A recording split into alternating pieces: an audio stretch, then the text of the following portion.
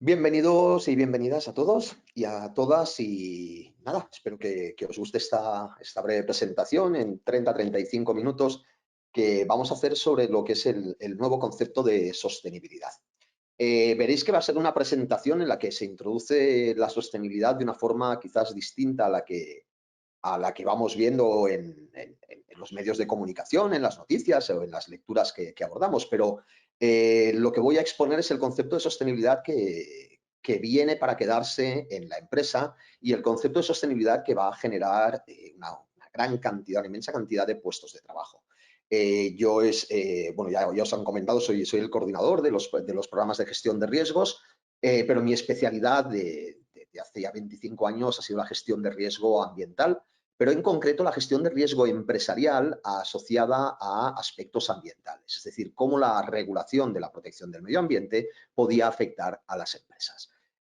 Durante muchos años trabajé todo ese modelo para empresas, industrias, servicios, para entidades financieras y ahora en los últimos años pues, el concepto de protección ambiental ampliado a lo que es el cambio climático ha tomado una especial relevancia que ha llevado a que, bueno, pues quizás de alguna manera se profesionalice de forma más generalizada algo que venía haciendo desde hace muchísimos años. Y esto está directamente relacionado con que en EALDE hemos diseñado y lanzado el primer máster en sostenibilidad y economía circular desde la perspectiva que van a ver todos ustedes en esta presentación. Y sin más, estaré abierto a cualquier pregunta, a cualquier duda o aclaración que tengan. Y vamos a empezar con la presentación haciendo un poco de historia. Eh, por la experiencia que he tenido, y bueno, también hay una cosa muy importante que quería decir antes de empezar. Hay cierto decalaje entre diferentes regiones del mundo, entre Europa, Estados Unidos, Latinoamérica, Latinoamérica, Asia, ¿de acuerdo? Entonces, mi presentación va a ser una presentación muy centrada en la vanguardia a nivel internacional. Evidentemente, todo tiene sus matices dependiendo de las condiciones geopolíticas de cada región, de cada país, y dependiendo del grado de desarrollo, pues las cosas han ido avanzando pues más o menos, o en un sentido o en otro, pero en realidad lo que voy a explicar es la tendencia, lo que vamos, bueno, indefectiblemente todos los países, ¿de acuerdo? Déjenme que empiece con esto, con lo que comentaba. Dentro de todo este mundo de la sostenibilidad, desde una opinión muy personal, pero vamos, que llevo, insisto, estudiando muchos años, podríamos dividirlo en dos grandes periodos. El periodo que va de mediados del siglo XX hasta el 2015 y lo que viene del 2015 hasta ahora. El 2015 es un punto de inflexión, como veremos, que cambia radicalmente la forma en la que vemos la sostenibilidad o en el que se va a tener que ver la sostenibilidad, mejor dicho, desde las empresas. Pero empecemos desde mediados del siglo XX.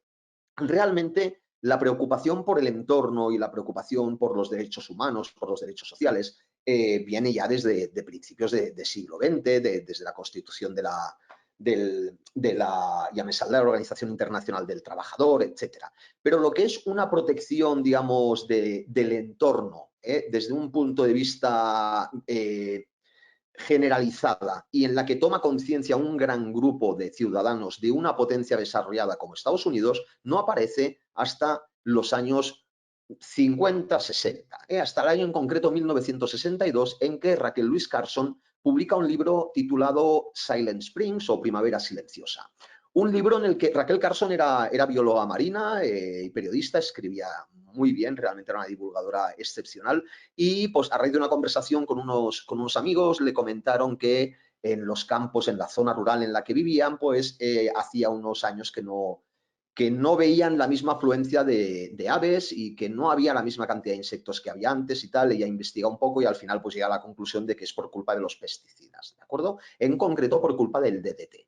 Ella hace una obra de ficción, pero basada en estos hechos reales y tiene un impacto brutal en la sociedad americana. Pensemos que los años 60 también es el año en el que ideológicamente está todo el tema del movimiento hippie, del movimiento pacifista, que junto con los daños que pone de manifiesto que la industria química en concreto, que era la que producía el pesticida, el DDT en aquella época, estaba causando a la tierra. Bueno, es tan importante esta obra y recae tanto y recala tanto en la población, que en el año 70-72 Estados Unidos constituye lo que es la Agencia para la Protección del Medio Ambiente, la famosa EPA.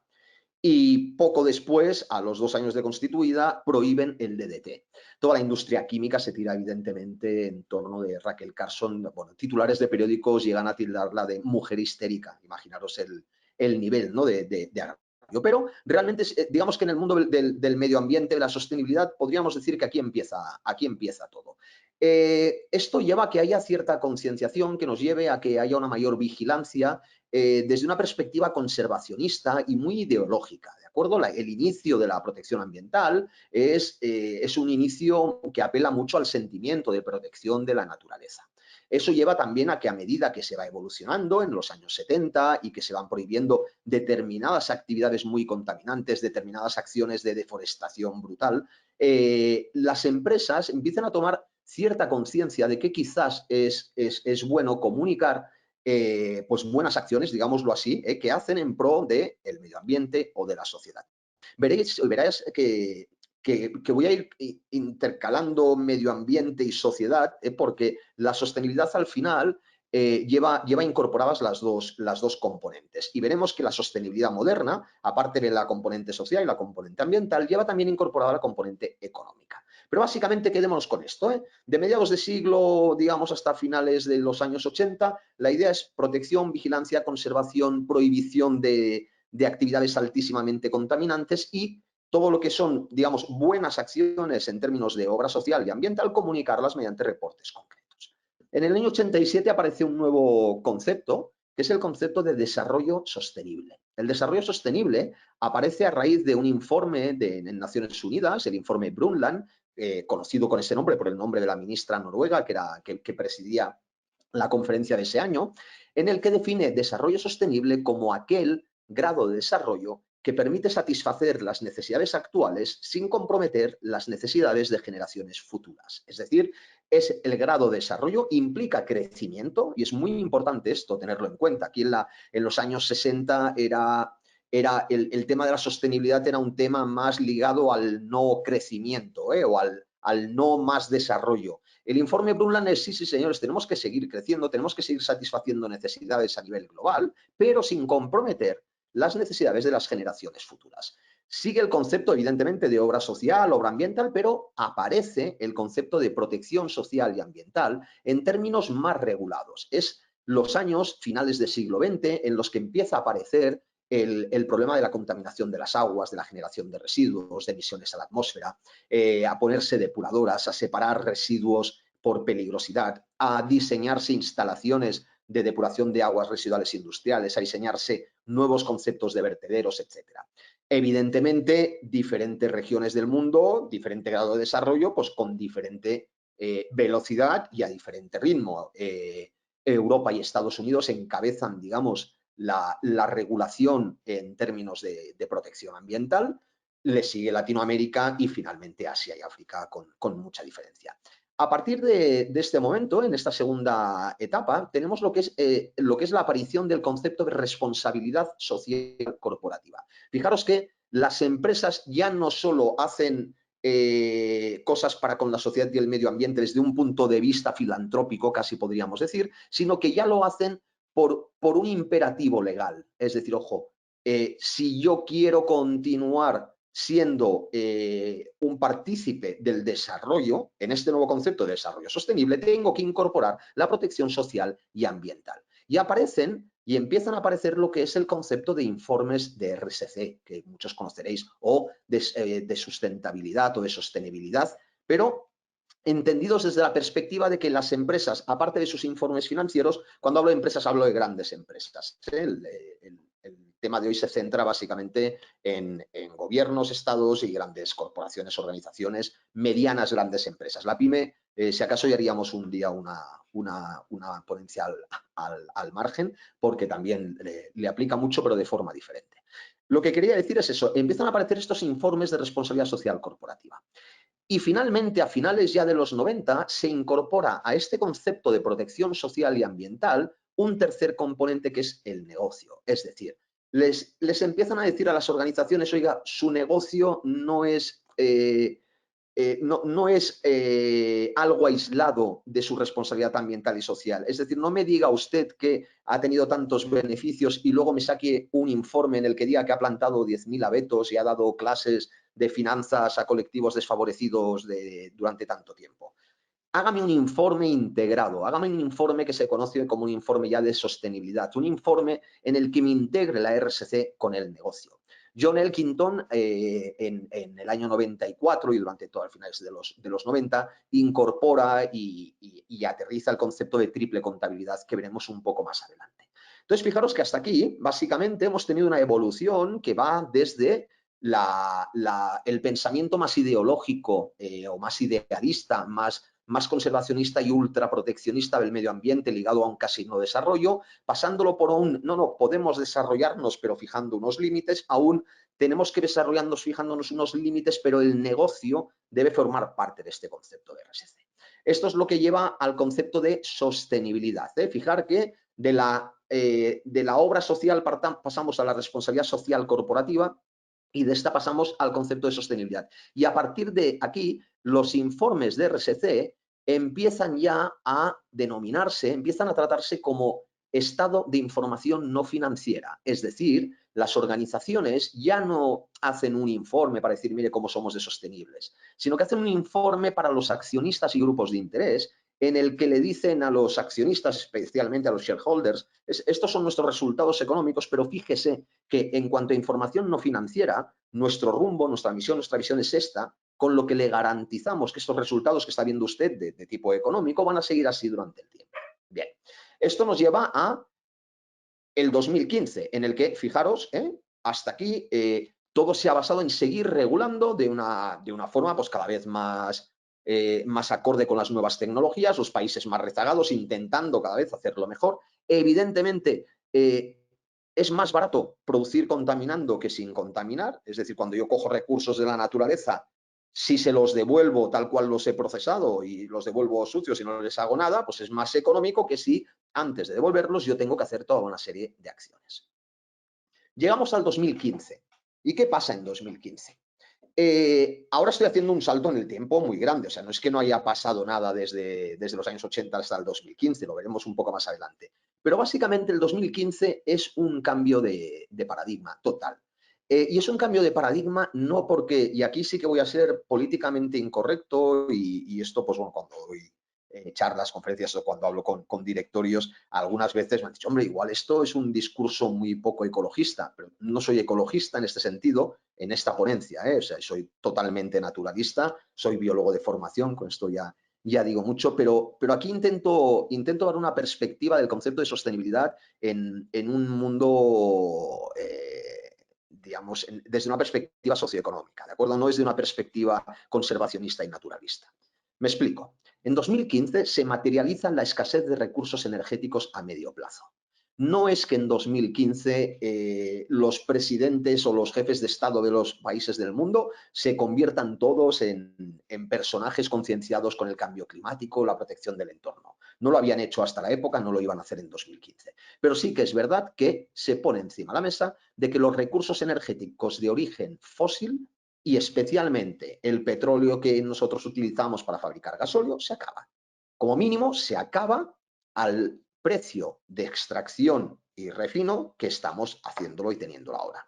Y por otro lado, se pone de manifiesto que seguimos creciendo en demanda de productos y servicios. Por lo tanto, si no tenemos suficiente combustible de origen fósil para satisfacer las necesidades de la población actual al ritmo actual, menos vamos a tener para satisfacer las necesidades de más población y a mayor ritmo. ¿De acuerdo? ¿Se entiende bien este concepto? Esto preocupa y preocupa muchísimo, porque esto ya no es un problema de índole, digamos, de índole más de conciencia, de protección del entorno, del planeta. ¿De acuerdo? Es un tema de índole financiero y geopolítico, aunque quede muy, muy crudo decirlo, pero es así de claro.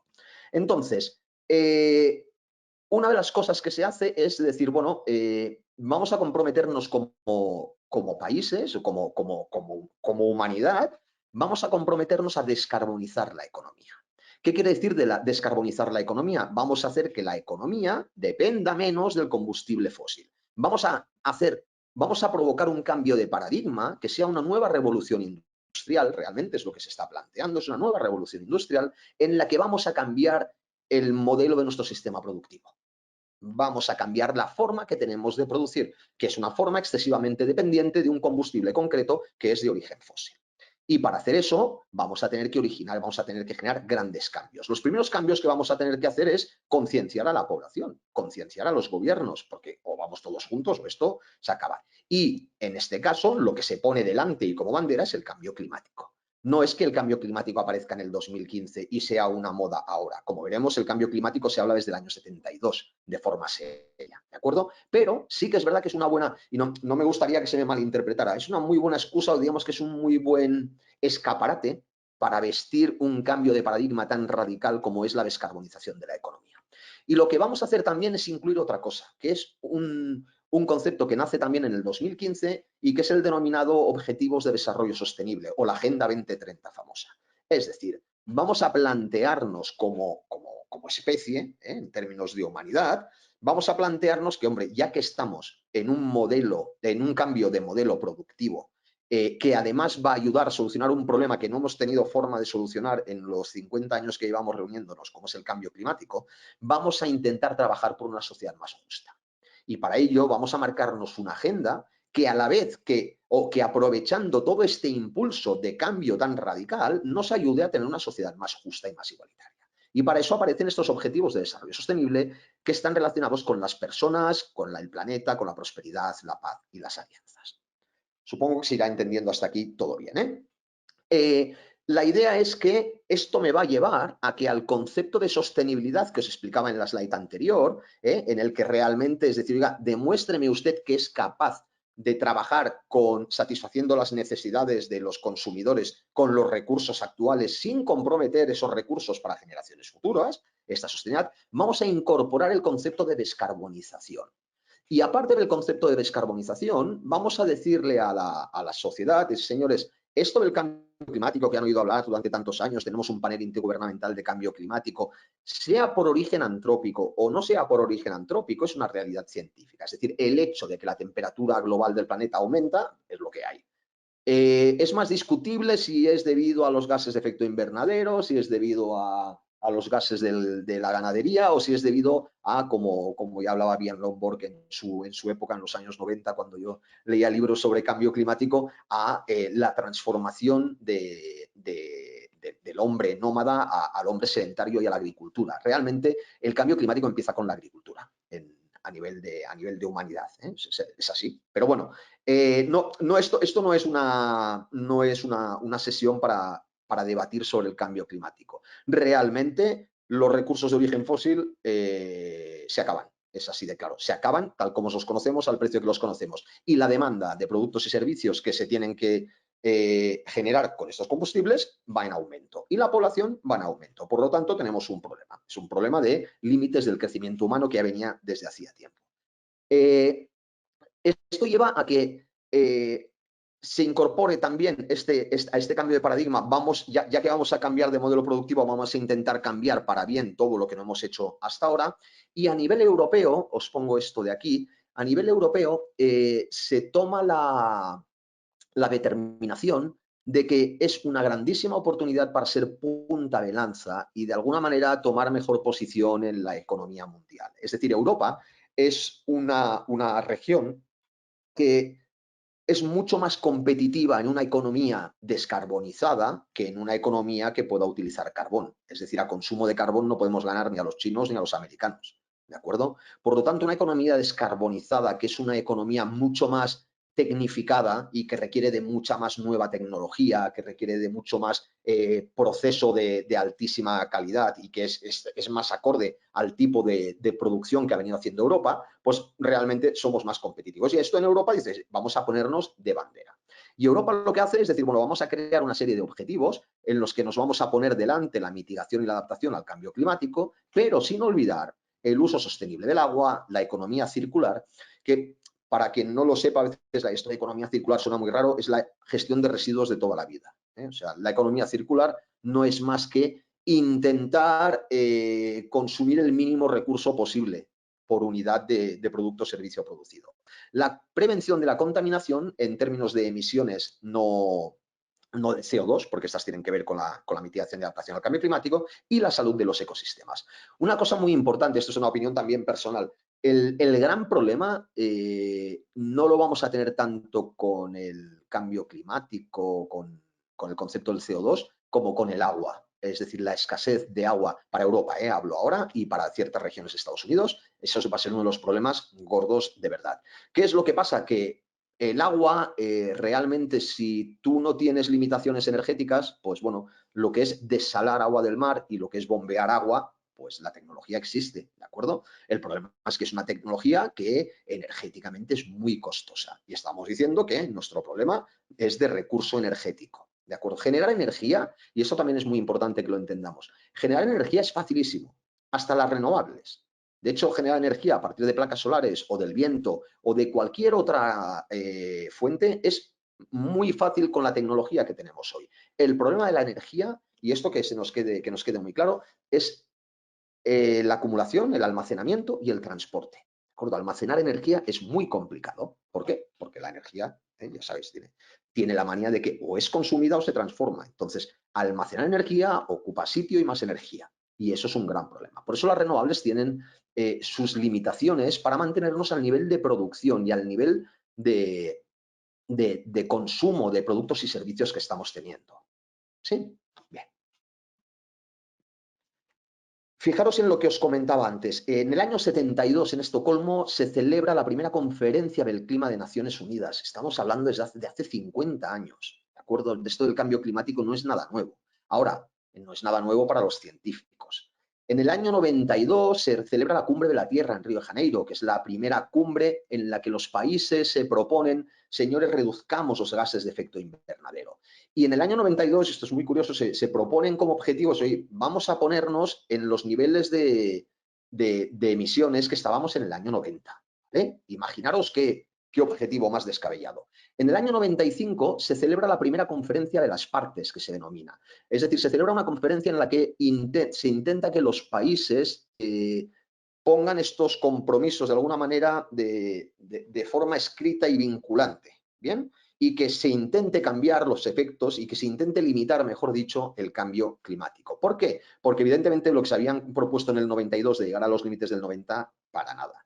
De hecho, llegamos al 97 y se firma el protocolo de Kioto, un protocolo que muchos de vosotros conoceréis. Un protocolo que, fijaros el objetivo que se propone, reducir un 5,2 las emisiones en 2012, cuando estemos por aquí, respecto a lo que teníamos en el año 90. O sea, un 5% de reducción. Estamos viendo que cada vez, o sea, que los esfuerzos que hacemos por reducir no compensan ni un mínimo porcentaje de la velocidad a la que crecemos y demandamos productos y servicios. ¿De acuerdo? Entonces, el satisfacer las necesidades básicas es algo que se asume, ¿de acuerdo? En los países en vías de desarrollo ya en muchos casos se estaba llegando a alcanzar, pero el satisfacer el nivel de necesidades no básicas que hoy en día definimos como básicas, como tener móvil, aire acondicionado, etcétera, etcétera, etcétera, esto incrementa el consumo energético a nivel global de una forma exponencial, ¿de acuerdo? Pensad que estamos hablando casi de 300 millones de chinos de clase media en 10 años, 300 millones de nuevos consumidores. Es una salvajada a nivel de que tienen todo el derecho del mundo. Pero nos obliga a replantearnos el modelo productivo. ¿Por qué? Pues porque no tenemos medios energéticos para satisfacer el ritmo de necesidades que queremos todos. Bueno, fijaros que en el 97 se firma el protocolo de Kioto y a partir del 97 hasta el 2015 estamos hablando de 18 años de discusiones de ahora lo firmo, ahora me salgo, ahora entra George Bush y dice que se quita, ahora entra Obama y dice que vuelve, ahora vuelve Obama, pues se van los chinos, ahora entran los australianos y se van los canadienses, no se llega nunca a ningún acuerdo, no hay manera, ¿de acuerdo? No hay manera, ¿por qué? Pues bueno, porque quizás en estos años no se había puesto todavía de manifiesto la realidad de esa escasez de recursos, o sea, todavía veíamos, bueno, de aquí hasta que tengamos problemas de suministro, pues ya llegará. Pero en el 2015 los informes empiezan a ser preocupantes, porque cuando algo crece de forma no geométrica, sino exponencial, evidentemente lo que yo tenía previsto que se acabara en 100 años se va a acabar en 2 o en 3. Es así de radical.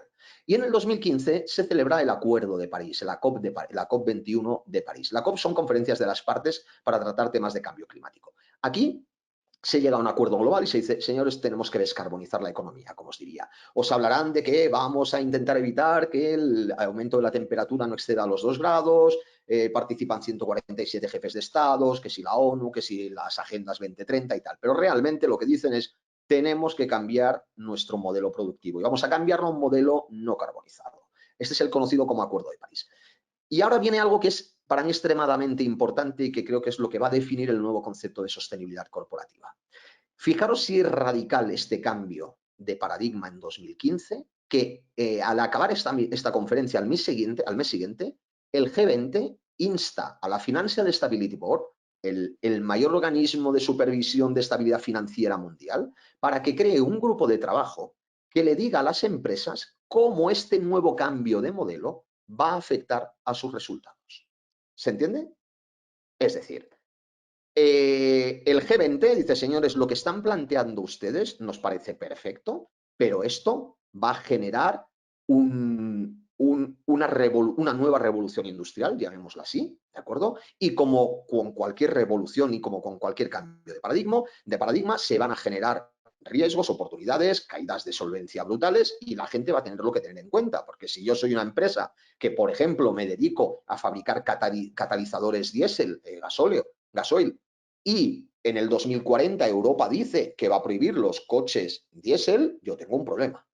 Entonces, ese problema lo tendré de aquí a 2040, pero como llegue al 2035 dejarán de hacerme pedidos y yo tengo que cerrar. Este pequeño ejemplo que he puesto lo puedo poner para infinidad de actividades de todo tipo. Y al G20 le preocupa tanto que dice, señores, la Financial Stability Board, pónganse a trabajar para que entidades financieras y sobre todo el sector financiero en general y grandes corporaciones empiecen a valorar cómo este cambio tan radical que se propone va a afectar a sus resultados. Y se crea, la Financial Stability Board encarga a Michael Bloomberg, otro indicador de la importancia que le van al tema, para que genere este grupo de trabajo, esta Task Force on Climate-Related Financial Disclosures, que es un grupo de trabajo que lo que ha hecho es generar un documento en el que especifica cómo las empresas tienen que incorporar el concepto de riesgo y oportunidad asociado a ese cambio de paradigma, que lo llamamos asociado a la mitigación del cambio climático, pero a mí me gusta porque es más realista, en un foro como el que tenemos ahora, llamarlo riesgos y oportunidades asociados a un nuevo marco de modelo productivo. Es que vamos a cambiar la forma en la que producimos. ¿Bien? Motivado porque estamos calentando el planeta, porque nos faltan recursos naturales, porque ahora se han vuelto ecologistas todos los países, todos los jefes de Estado, por lo que queramos, pero el cambio es real. Es real porque con los recursos que tenemos no podemos satisfacer las necesidades de la población que tenemos. Es así de sencillo. Esto, de forma muy resumida, me lleva a que una vez se materializa la escasez de recursos energéticos a medio plazo, se acuerda un cambio global de modelo productivo. La idea es hacer fluir capital hacia actividades menos dependientes de combustibles fósiles. Es decir, a ver, ¿cómo vamos a conseguir a nivel mundial que la gente consuma menos carbón? Pues dejándole dinero solo a aquellos que no consumen carbón. Es así de bestia, pero es así ese es el concepto de descarbonización de la economía. Por lo tanto, vamos a diseñar mecanismos para que el sistema financiero haga fluir el capital o facilite que el capital llegue antes a aquellas empresas menos dependientes de combustible fósil. Esto va a suponer cambios en los modelos de producción energética. Yo como empresa, para tener un mayor acceso al capital y más barato, voy a intentar depender en lo menos que pueda del carbón, del gasóleo, del petróleo. Por lo tanto, voy a hacer cambios en mi tecnología. Como entidades financieras, lo que voy a tener que hacer es intentar dejar el máximo de dinero posible a empresas no dependientes del carbón, porque esto va a mejorar un indicador que se ha creado, que es se denomina Green Asset Ratio, que es qué porcentaje del dinero que dejan los bancos va destinado a empresas que se van a considerar sostenibles. Como mejor sea este ratio, menos reservas de capital va a tener que hacer la banca. Esto a un medio plazo, ¿de acuerdo? Y de una forma muy esquematizada. Pensar que en el máster de sostenibilidad que ha diseñado, que bueno, y lo he diseñado personalmente para explicar todo esto con detalle, hay todo un curso dedicado a finanzas sostenibles, porque realmente tú no puedes cambiar un modelo, tú no puedes hacer una revolución de cambio de modelo productivo sin el sistema financiero. Y por ese motivo el sistema financiero se ha puesto delante. Esto a la vez lleva a cambios en la tecnología, se genera un macroevento disruptivo que lleva asociados riesgos y oportunidades, como todo, y al ser global, el sector financiero debe tener un pleno control de dichos riesgos y comunicarlos a las partes interesadas. A los primeros, a los que les han regulado cómo tienen que hacer fluir el capital y cómo tienen que decidir si ese capital va a empresas sostenibles o no, es a la banca. En Europa ya se han hecho los primeros test de estrés climáticos a la banca, es decir, cómo este cambio, y cuando hago de test de estrés climático es test de estrés de cambio de modelo productivo, pero llamémoslo climático, cómo este cambio de modelo productivo va a afectar a la solvencia de sus clientes. Y a la vez, cómo la banca va a tener que controlar la solvencia de sus clientes y va a tener que decir, oiga, si usted por el hecho de depender tanto del carbón, antes tenía un rating financiero del B, ahora va a tenerlo C, C menos o D, no le voy a poder dejar dinero, las empresas para poder acceder a ese capital van a tener que hacer cambios y además van a tener que demostrar que realmente no están contribuyendo a ese cambio, ese cambio climático. Y finalmente, lo que decía, aprovechando este cambio motivado por la necesidad de reorientar el modelo productivo, se introduce la consideración más estricta y coordinada del... Ahora salta aquí. Perdona.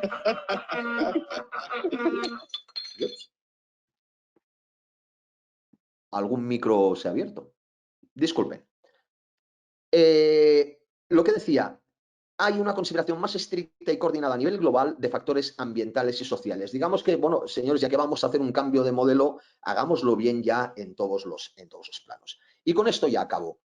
Realmente, a lo que nos lleva el nuevo concepto de sostenibilidad es a que las empresas van a tener que trabajar en un esquema de capitales vitales que se denomina. Esto va a hacer necesario que haya profesionales de todas las áreas y de todos los departamentos de las empresas que tengan referentes en sostenibilidad dentro de la organización. ¿Por qué?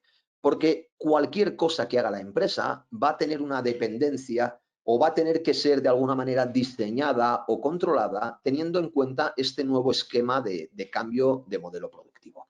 Realmente, lo que viene a decir este esquema de aquí es que las empresas, fijaros que inicialmente trabajaban en una línea que es esta roja de aquí, en la que se buscaba un desempeño económico, es decir, a quien rendía cuenta la empresa era el accionista.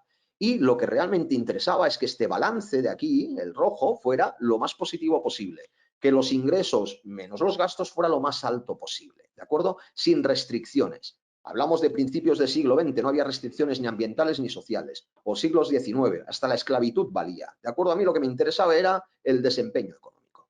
Llega un momento, a partir de los años 60, como os he comentado, en el que este desempeño económico empieza a tener determinadas restricciones, es decir, bien, usted como empresa debe llegar al máximo rendimiento para sus accionistas, pero teniendo en cuenta que no puede ser a costa de cualquier daño natural o cualquier daño social. Por lo tanto, va a tener que tener en cuenta usted dos nuevas variables, la variable de desempeño ambiental y la variable de desempeño social. Realmente, podemos ver el desempeño social, económico y ambiental como flujos en los tres casos o como balances en los tres casos. El desempeño económico, el flujo o el balance es muy claro. Yo tengo unos ingresos y unos gastos. Ingresos menos gastos es el beneficio. Aparte de impuestos, historias de estas. Muy bien. Con el tema natural pasa lo mismo. Es decir, yo a la naturaleza le cojo unas cosas y le devuelvo otras. Esencialmente y tradicionalmente le he cogido sus recursos y le he devuelto contaminación. Es que ha sido así. Ahora, a partir de los años 90, en Europa, que se ponen mucho las pilas, por ejemplo, en Estados Unidos, yo cojo agua de los ríos limpia y le devuelvo agua limpia, porque ha sido previamente tratada y demás. Yo talo una zona de árboles para construir, para hacer una explotación forestal y por otro lado hago una compensación y planto en otro sitio. Por lo tanto, intento que este balance no sea negativo.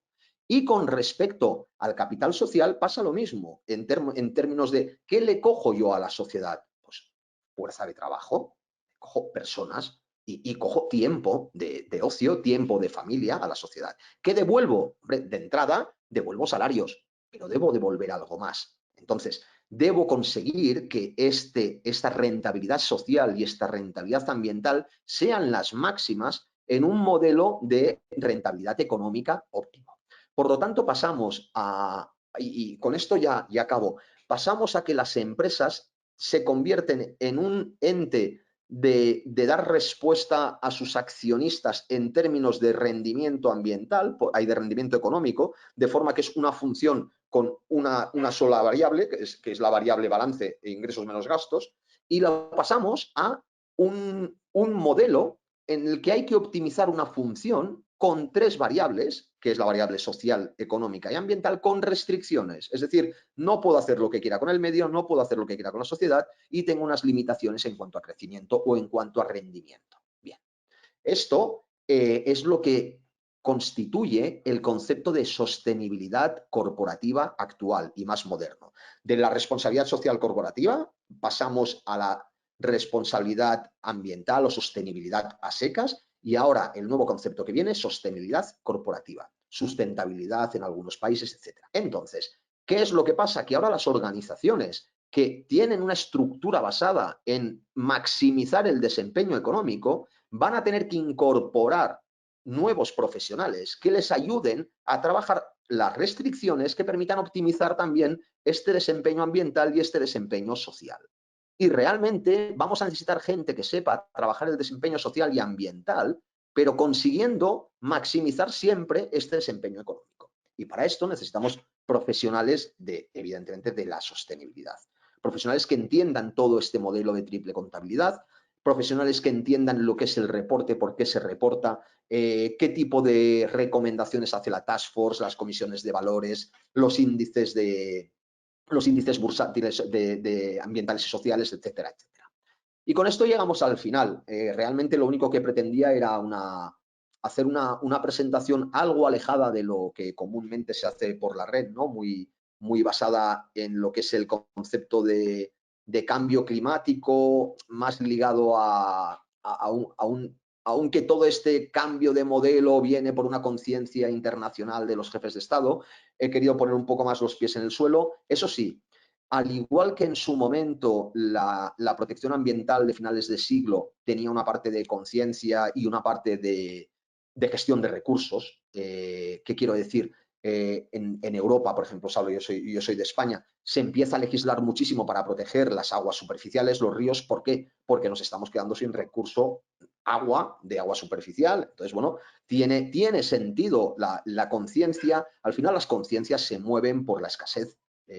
Cuando tú tienes limitaciones, pues te preocupas y empiezas a trabajarlo. Bien, pues lo mismo que pasó a finales del siglo XX con la protección del entorno para proteger determinados recursos naturales del medio físico, ahora de lo que se trata no es tanto de proteger el medio físico, que se sigue teniendo que proteger, o sea, esto no ha desaparecido, lo que empezamos en los años 90 y cada vez será más estricto, sino que añadimos un nuevo elemento, que es descarbonizar la economía.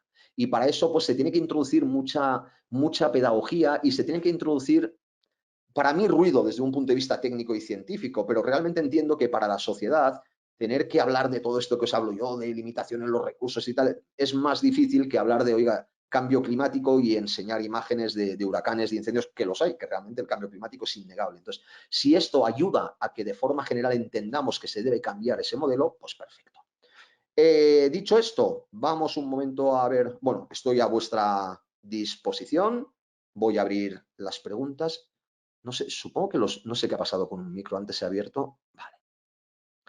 A ver, pueden ustedes ya hacer las preguntas que quieran. Vamos a empezar por aquí. Vale. En primer lugar, me pregunta a Pedro José Sánchez si los informes de sostenibilidad son obligatorios para las pymes. No.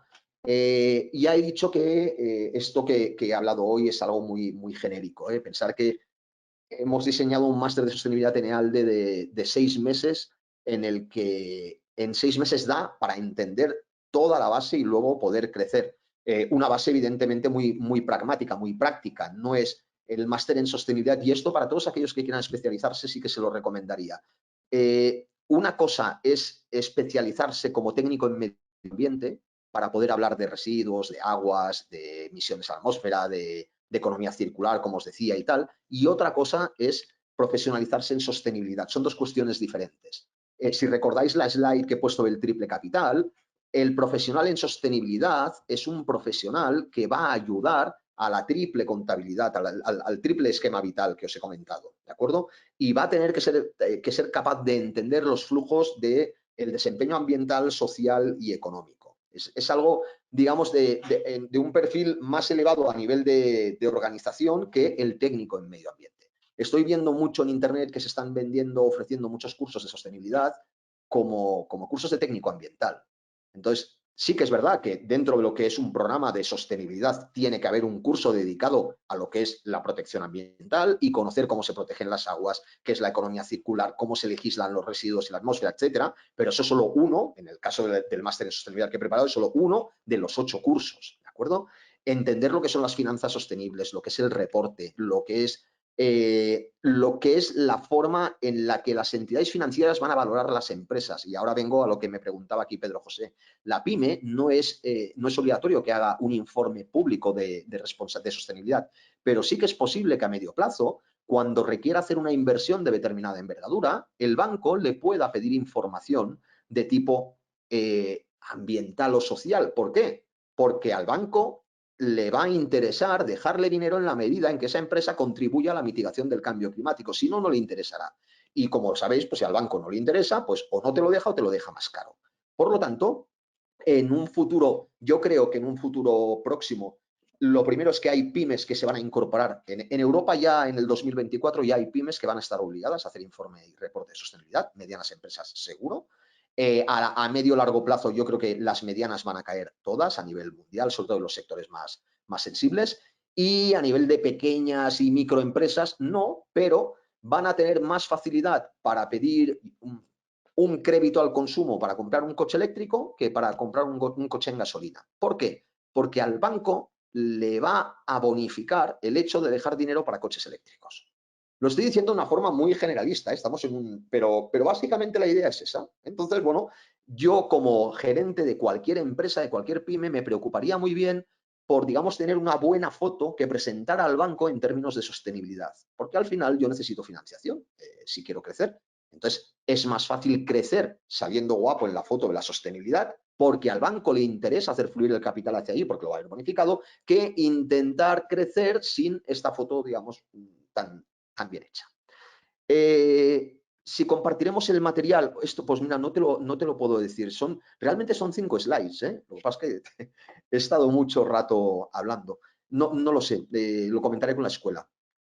La economía circular, el agua, el hidrógeno verde van a ser cruciales para la nueva demanda energética. Gracias. Pregunta Pedro José Sánchez. Sí. Antes, disculpen, sí, Pedro José también. A ver, evidentemente. La economía del hidrógeno es otra historia. El hidrógeno es una fuente de energía y, insisto, está muy avanzada, pero tengo un libro del año 91, titulado El hidrógeno, la energía del futuro, que hablaba que para principios del 2000 iríamos todos con hidrógeno. Es compleja de manejar, no de producir. Insisto, la mayoría de energías el problema no lo tienen en la generación, lo tienen en la acumulación, almacenamiento y transporte. ¿Bien? Y el agua, sin duda alguna. O sea, para mí el principal problema es el agua y la biodiversidad. Vamos a tener muchos problemas al principio, pensar una cosa, en los escritos de Malthus, en los límites al crecimiento, o de Erasmus Darwin, el abuelo de Charles Darwin, que le preocupaba cuáles eran los límites del crecimiento de la población humana. Lo que decían ellos es lo que pensaban nosotros: si seguimos creciendo, llegará un momento que no habrá comida para todos. Claro, ellos hacían sus números, miraban cómo producíamos, a qué ritmo producíamos, y decían, es que es imposible. Sí que es verdad que la tecnología a nivel de producción de alimentación ha conseguido multiplicar por 10.000 la eficiencia respecto a lo que pensaban Darwin o Malthus. Bien, pero en cuanto a lo que ya son los recursos no esenciales, la alimentación, tenemos unas limitaciones brutales. Es decir, baterías para coches eléctricos podemos hacer las que nos dé la gana, pero el litio que hay es el que hay.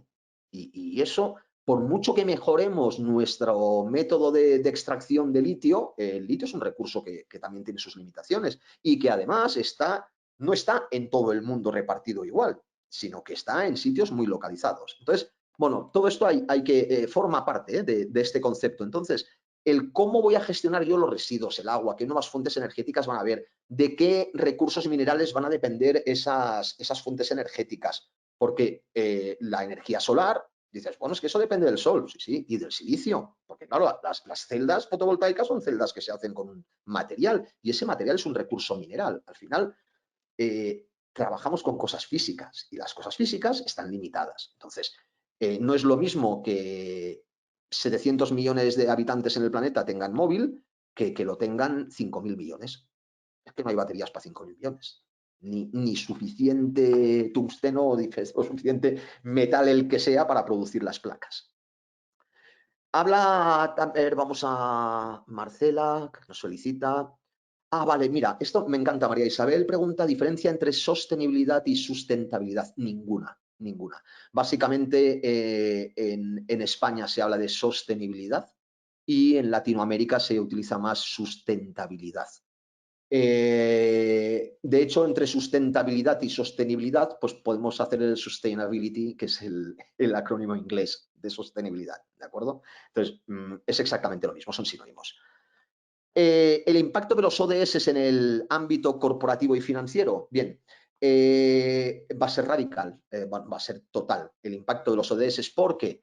Porque por lo mismo que decía antes, es decir, como estamos abordando un cambio de paradigma, un cambio de modelo productivo, y nos hemos propuesto que este cambio de modelo productivo lleve por bandera la descarbonización de la economía, hemos aprovechado también ese cambio tan radical para llegar a unos estándares de igualdad y de erradicación de la pobreza que hasta ahora no habíamos podido llegar. Entonces, ¿qué se está haciendo? Se está haciendo que todo esta implicación del sistema financiero para hacer fluir el capital hacia la descarbonización vaya acompañado también de que, aparte de descarbonizar, ese capital debe garantizarme también estar alineado con los ODS. Es decir, vale, descarbonizar, pero no vale que usted para descarbonizar me cierre una mina de carbón y me ponga 3.000 personas en la calle. ¿Por qué? Porque está incumpliendo con un ODS. Entonces, usted debe hablar de un modelo de lo que se conoce de transición justa. Es decir, tenemos que hacer un cambio de modelo productivo, pero no a costa de dejar a cientos de miles de personas en la calle. Tenemos que trabajar y por eso aparece el concepto ODS. Me comenta Mario Alfredo, vale, en el corto plazo. Ahora mismo las grandes empresas están empezando ya a informar, están empezando a hacer esta especie de reportes, pero hay algo muchísimo más, yo diría que está teniendo muchísimo más impacto. En Europa, en concreto, los comercializadores de productos financieros, desde el 2 de agosto de este año, están obligados a preguntar a sus clientes si en sus criterios de inversión quieren tener en cuenta o no la sustentabilidad o la sostenibilidad. Es decir, imaginemos que yo os vendo un fondo de inversión.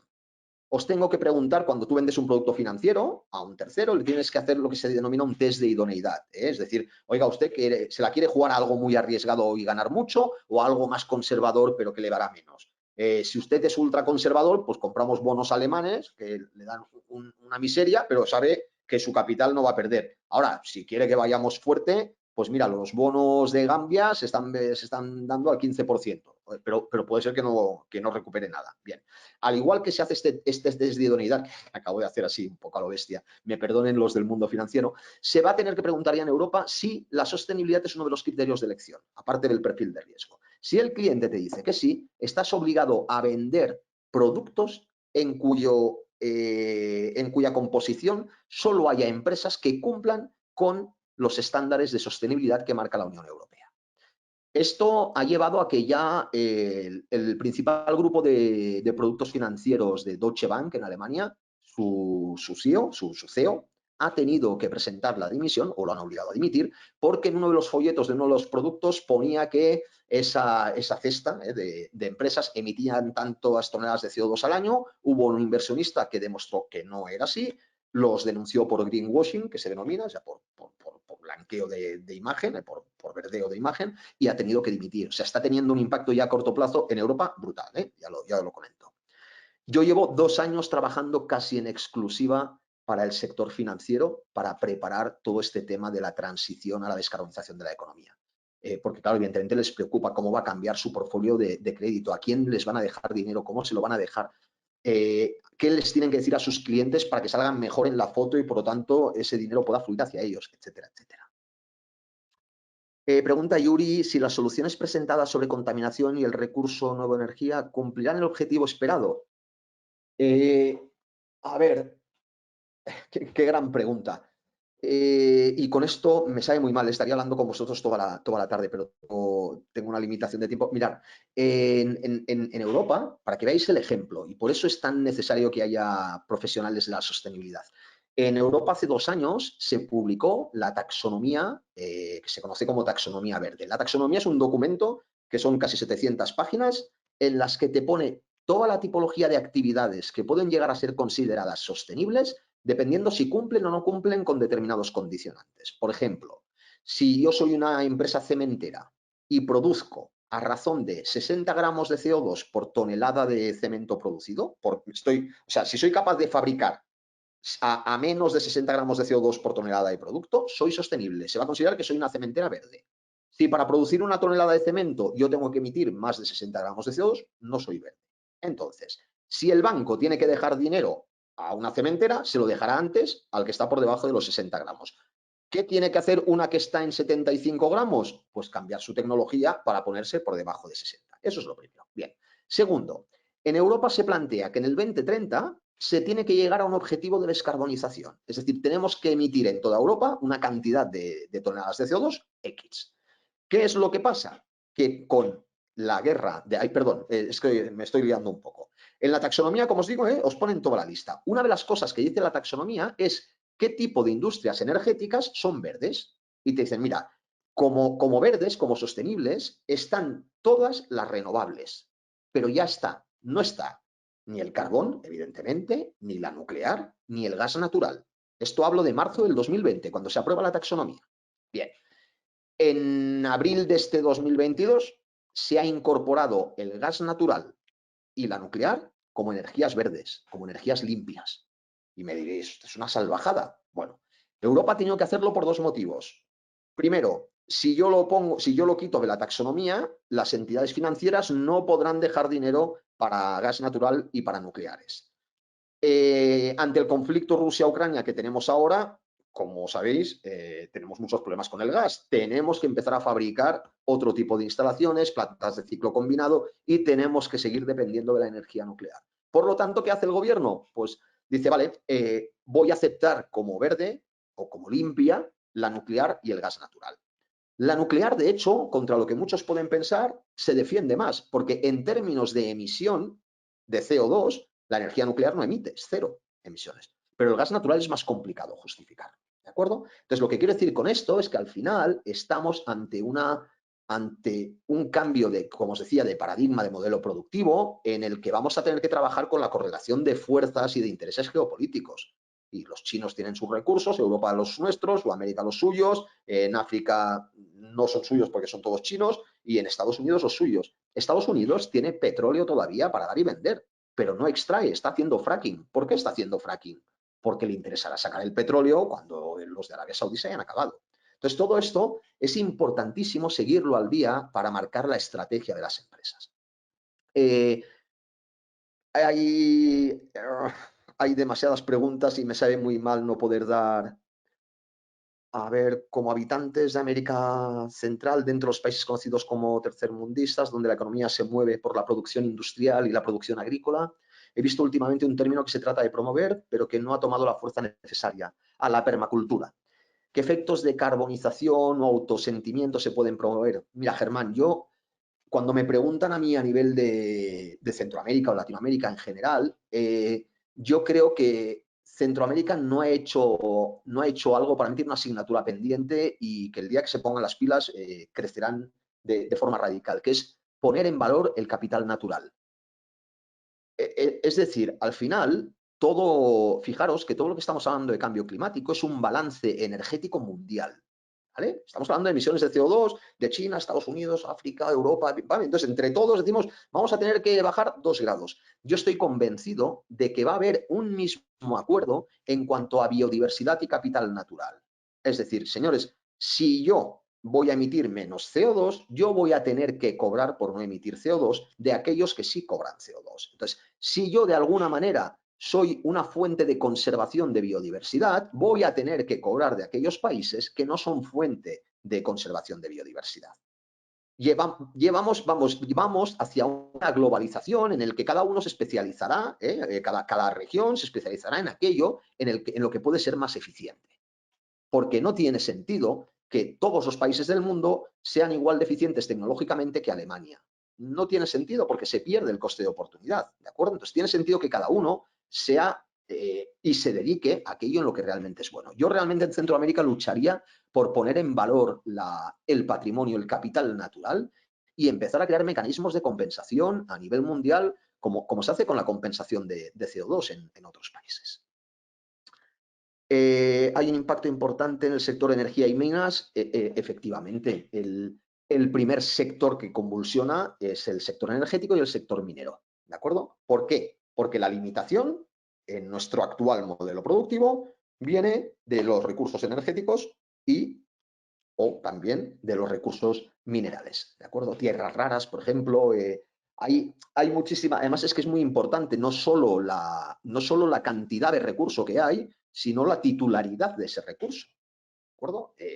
Parece que es el litio, que en un 50 o 60% está en Bolivia, o algo así, igual estoy diciendo una salvajada, pero hay recursos en los que en un porcentaje altísimo están ubicados en una sola zona geográfica. Si esa zona geográfica entra en conflicto interno o externo, lo que sea, como está pasando ahora con Ucrania, Ucrania es el granero de Europa, que se dice. Claro, o sea, aquí la harina en España está subiendo y estamos teniendo problemas por no poder alimentar al ganado. ¿Por qué? Porque teníamos la producción el 60%, 70% de nuestro grano en un país que ahora está en guerra. Pues fijaros esto, intentar llevarlo a todas las materias primas. ¿Qué es lo que tendría que hacer un buen responsable de sostenibilidad? Entender esto perfectamente. Es decir, a ver, ¿de qué materias primas depende nuestra empresa? ¿Dónde están geolocalizadas? ¿Quién tiene la propiedad de esto? ¿Qué pasaría si faltara esto? ¿Yo puedo tener alguna alternativa? Etcétera. Y finalmente, para las micro, me pregunta Itza, ¿cómo se implementará economía circular en las pymes? A ver, la economía circular, insisto, que no es más que la gestión de residuos de toda la vida, ¿de acuerdo? Entonces, de lo que se trata es de llevar a la máxima expresión el concepto de las 3 Rs, de reutilizar, recuperar y reciclar, ¿de acuerdo? Entonces, ¿cómo va a afectar? Pues bueno, siendo cada vez más estrictos, buscando cada vez lo que son políticas de recogida selectiva más bien planificada, lo que es la reducción en origen, por ejemplo, de envases de plástico o de cualquier material que no sea necesario, etc. Y última, Marinés Vega, ¿habrá alguien investigando o produciendo algún método para reutilizar el litio de las baterías descartadas? Acá las recogen aparte, pero ignoro lo que hacen con ello. Sí, que evidentemente existe la regeneración de baterías y demás. Pero fijaros que todo proceso de reutilización, no todo proceso de recuperación, consume energía también. Entonces, a veces decimos, pues lo recuperamos y ya está. Lo que os decía antes, ahora aquí en España, pues vamos a tener problemas en el Mediterráneo en 20 días porque falta agua. Desalar agua del mar es muy sencillo, es que la tecnología está más que contrastada y es ultra eficiente. ¿Cuál es el problema? Que si nos ponemos a desalar agua al coste energético de hoy, pues vamos a tener que vender a 10 euros el litro. Entonces, lo mismo, el litio se puede regenerar, sí, pero el coste energético va a verse condicionado también por la escasez y, por lo tanto, dependiendo de la fuente energética que utilice para recuperar ese litio, igual el segundo litio pues me costará mucho más que el primero que había extraído de la tierra, imagínate, con el coste que ello supone.